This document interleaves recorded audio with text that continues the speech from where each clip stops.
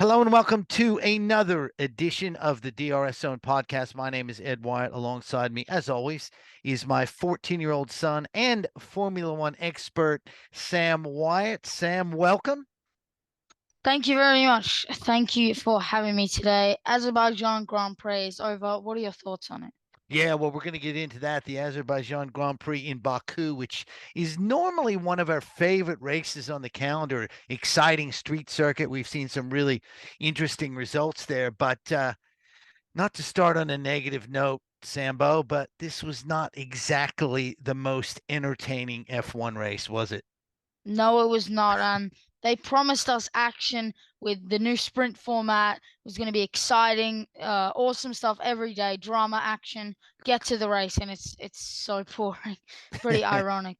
But there were a couple of sort of interesting moments. But no, for the second year in a row, fairly boring race in Azerbaijan.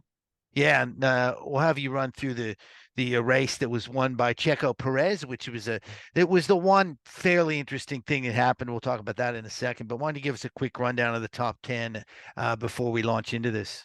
Yeah, so Perez wins, Max Verstappen second for a Red Bull 1-2. Leclerc takes his first podium of the season in third. Alonso with his worst result this season in fourth. Sainz was fifth. He's fifth in the championship, and he is the highest driver in the standings without a podium. Sixth is Lewis Hamilton. That was also his worst finish of Yes. the season. Lance Stroll in seventh did some great teamwork with Alonso on the radio. George Russell was eighth, so we had two Red Bulls, two Ferraris, two Astons, and two Mercedes in the top eight.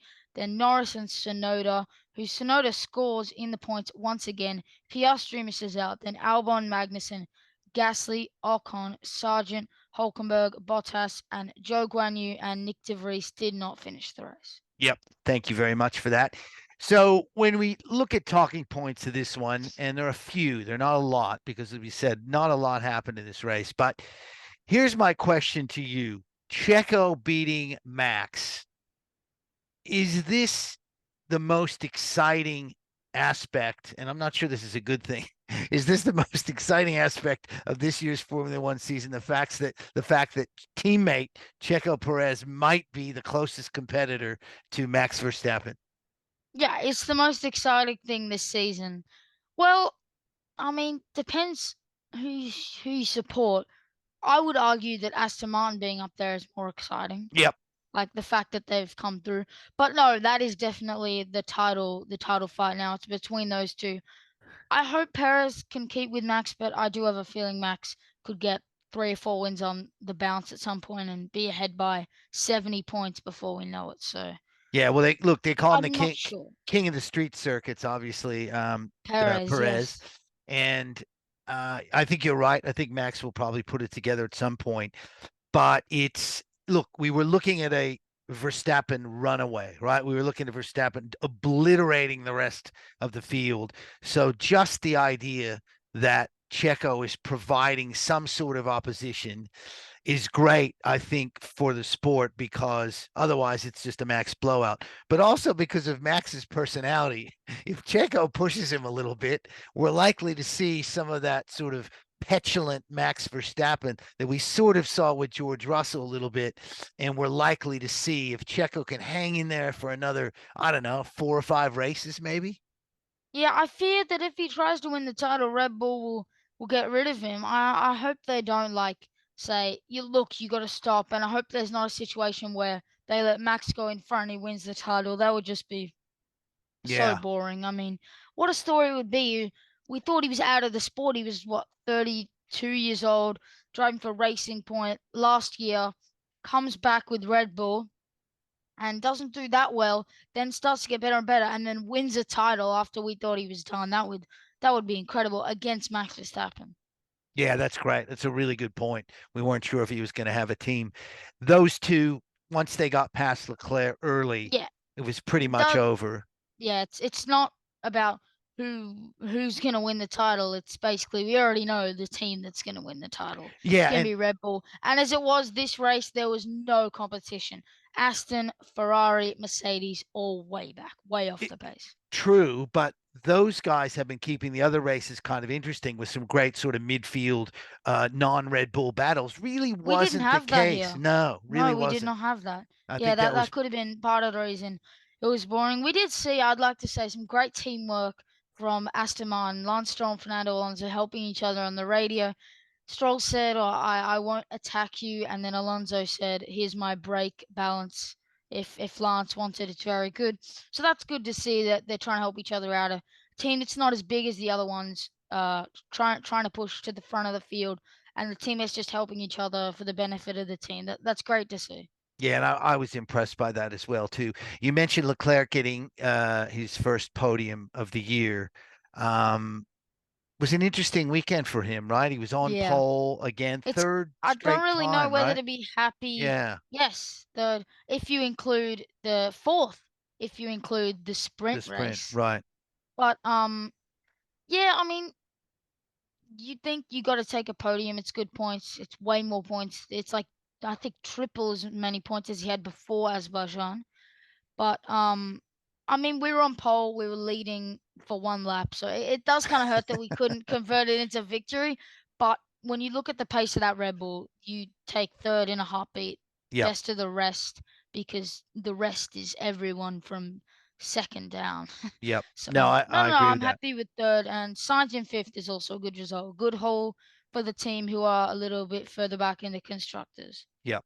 It was interesting. You did point out Alonso's worst result fourth, Hamilton's worst result sixth, which is pretty interesting considering the way these teams are placed. That's pretty interesting situation. Bad weekend for a couple of teams. Alfa Romeo were just never in it. Zhou Guan Yu, DNF. Bottas was what 18th, and he was struggling. I think he got hit early, didn't he? There was like some. I think he had a collision. He was Yeah, or a little, there yeah. was a little bit of contact at the Yeah, a start, little but bit of contact. And then Alpine, who, we thought were going to be challenging Aston Martin and Mercedes and potentially even Ferrari. Just it's one debacle after another with those guys. you And thought they'd be yeah, fifth for sure. I would say they're probably maybe even eighth, to be honest. I mean, so I think they disappointing. have pace. They've just had a lot of bad luck. Gasly, his car caught fire. He crashed in qualifying. He went nowhere in the race. He finished 14th. It disaster of him and Ocon. Well, arguably the only not interesting, but well, yeah, kind of interesting part of the race. Last lap, the photographers forget he still has to pit. They go on to the side to congratulate Checo and to get some photos. And Ocon comes down the pit lane and everyone's standing in it and they move out at the last minute. That was a scary one. And the communication, it needs to be figured out. Yeah, it was a weird one, wasn't it? Because so Ted Alcon, was on it. yeah, Ted was on it early. Ted Kravitz knew it was. He kept saying, "There are He people in kept the saying pit there's lane." people in the pit Yeah, lane. he kept Ocon says saying to that. make his stop. Is he not going to pit? Yeah, and we didn't get a picture of that, right? Because it was coming from the host broadcast. So Ted's just saying it from where he is and can see it. Yeah. FIA apparently allowed those photographers in there. It wasn't photographers crashing. They were said, "Come on out. It's your time to do it." So Yeah. somebody there miscommunicated and forgot that he still had to make that pit stop, which is crazy, especially coming a month after Melbourne, where we had that sort of pit or a track invasion, if you will. Yes. Yeah. It's just one of those things There's as a sport. something going on with communication there that Yeah, it needs to yeah. be figured out. They need to figure that because that could have been very, very ugly, very The only dangerous. good thing is that it is the pit lane, so he's going slow. Correct. Yep. But still, it's so narrow, so you can't really get out of the way. Yeah, and it That's is another very, thing. very, very scary. Yes, yes. Finally, before we move on to this coming weekend, the Miami Grand Prix, we've got to discuss the new schedule. We've got to talk about the sprint weekend, which was Friday qualifying for the race, Saturday qualifying for the sprint, the standalone sprint that's Yeah. on Saturday, and then Sunday the race. I I don't mind it. I do like the action every day. One thing I'm not a fan of is that you do qualify you basically spent a whole day aiming for 8 points. Yeah. That is not worth it. And one thing I find weird, first gets 8 points, second gets 7 points, third gets 6 points. There's barely any difference from first to fourth, it's not really going to make much of a difference if, say, Leclerc was first in the race and Verstappen, who was third in the sprint race. No, Perez was first. Perez first, Verstappen third in the title race. 2 points Yeah. for first and third. I think it's an awkward situation because you want a bigger gap, but if you start extending it to like 20 points, then it's basically another race. And then people are saying we should extend the race points, but then Yes. people end Yes. up getting 1,200 points every year. And then there's that whole situation where people are going, Gasly has more points than Michael Schumacher. And it's like, Yeah. oh no, it's because they changed the points. So it's gonna be messed up. It's really awkward. And one thing, someone said the mechanics are basically pointless. The only thing they do is practice one, and from then on, you can't touch the car. So they may Yeah. as well just watch it from home. Yeah, look, I'm not a fan. I don't think I ever was really a big fan of the sprint race in general, but at least when they had it to sort of qualify, it made some sense. This to me Yeah. is just sort of kowtowing to the new fans and saying, "Hey, new fans want to see a race. They don't want to sit through 3 practices. Let's just put a sprint race in there." And it's one of those I worry about a little bit. I don't want to sound like an old fuddy-duddy. I am a little bit of a traditionalist when it comes to Formula One. Yeah. I get Yep. trying to improve it. I've got no problem with trying to improve it one way or another. I just don't think the standalone sprint race with qualifying on Friday night or Friday, Yeah. whenever it I is, works. I think the problem with it is they wanted to go for action on every day. And the Yes. original sprint thing had practice one, then qualifying, then Yes. practice two, then the sprint, and then the race. So there was action every Yes. day. So I think that was fine. There was something about people can't watch qualifying because it was so early or something, or but I think it's fine like that. The only addition is there's an extra qualifying session instead of FP2. But if you don't like FP2, don't watch it. Come for the race. I just think it was fine.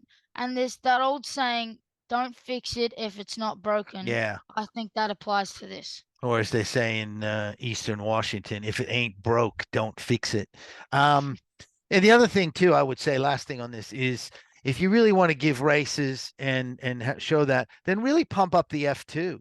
Then just make the F2, put that race on There was some Saturday, right? great Put action in that the on F2. Saturday. There was Make that. some Yeah. dramatic crashes. So, and just, yeah, F2 and F3 are so exciting. I don't know why they don't have those at better times or on the TV I think it really needs a pump up because it is a lot of those drivers you could be seeing on the F1 grid very Yeah. soon. Absolutely. And it's exciting. It It's what is. the fans want to see. Good racing, It's a race. drama. Yeah. It's interesting, and I think they only have one practice session.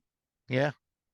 Um, All right, now there's no sprint race this weekend. We're back-to-back race weekends off to Miami for the second Grand Prix at Hard Yay. Rock Stadium, which is the home of the Miami Dolphins.